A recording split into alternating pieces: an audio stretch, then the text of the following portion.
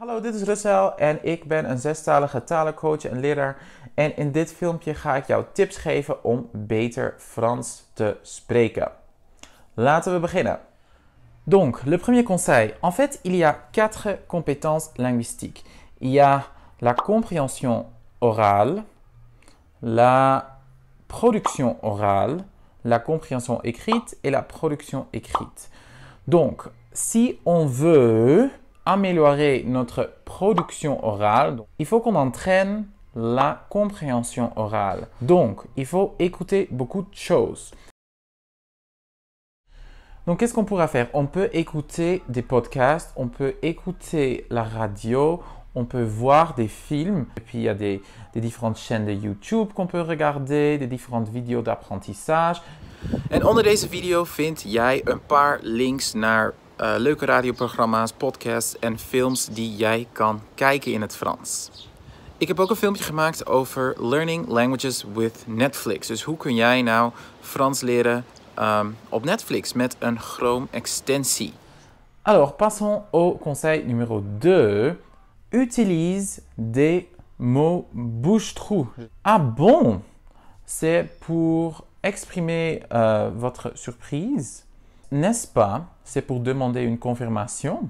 Aussi le mot quoi que l'on peut utiliser dans beaucoup de circonstances, telles que « Ah, c'est bon quoi? Pas de chance quoi? Ouais.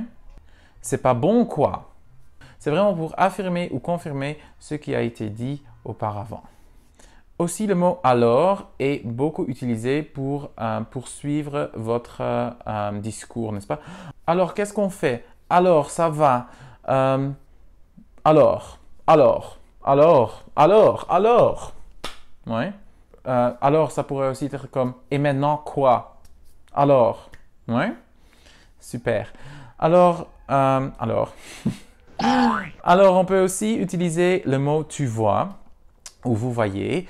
Ah, tu vois, comme est-ce que tu comprends ce que je viens de dire? Oui, ça aussi c'est un mot bouche-trou qu'on utilise souvent en français. En wil jij nu echt Frans leren spreken? Check dan de eerste gratis module uit van mijn Frans conversatie cursus. Een link vind je onder deze video. Le troisième conseil, c'est vraiment d'être sur la même longueur d'onde du français. Qu'est-ce que ça veut dire? Ça veut dire qu'on veut vraiment adopter le rythme du français. Et comment est-ce qu'on apprend le rythme du français? C'est en regardant des vidéos, en écoutant la radio, en s'entourant vraiment du français tout le temps. Donc voilà, on est en train de cuisiner, on met la radio. Super. Conseil numéro 4. N'ayez pas peur d'exagérer. Ouais? Donc, observez les gens qui parlent le français dans les vidéos, dans la rue, si vous habitez dans un pays ou une région francophone. Et n'ayez pas peur d'exagérer un peu. En français, on dit souvent « tu vois, n'est-ce pas ?» Des trucs comme ça. Et si tu adoptes ces mots-là, tu vas déjà avoir l'air un peu plus francophone, n'est-ce pas? Alors, conseil numéro 5, c'est apprends les co-occurrences. Oui, qu'est-ce que c'est une co-occurrence? C'est en fait des couples obligés. Donc, ce sont deux mots ou deux types de mots qui vont toujours ensemble.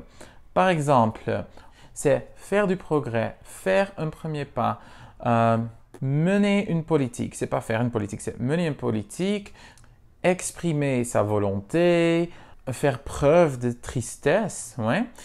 Et je vais mettre un lien sous la vidéo pour que tu puisses trouver des co-occurrences gratuitement en ligne. Ouais.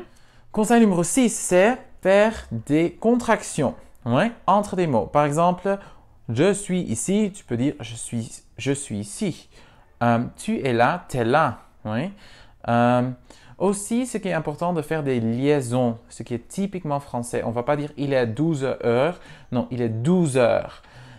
Il a 20 ans. Ouais? Donc, vraiment faire ces liaisons et vraiment t'entraîner à l'oral pour produire des phrases qui sonnent agréables à l'oreille. Conseil numéro 7, c'est d'apprendre des techniques de mémorisation efficaces pour que ton discours aille être plus fluide. C'est-à-dire que si tu apprends des mots du vocabulaire, que ça sort naturellement, n'est-ce pas? Qu'on n'a pas besoin de trop y penser. Et j'ai créé un cours de mémorisation que tu peux essayer gratuitement en cliquant sur le lien sous la vidéo. Donc, tu peux y jeter un coup d'œil et voir si ça te plaît. Si tu as aimé cette vidéo, donne-moi un petit j'aime et tu peux t'abonner à ma chaîne. Donc, merci beaucoup et à la prochaine fois.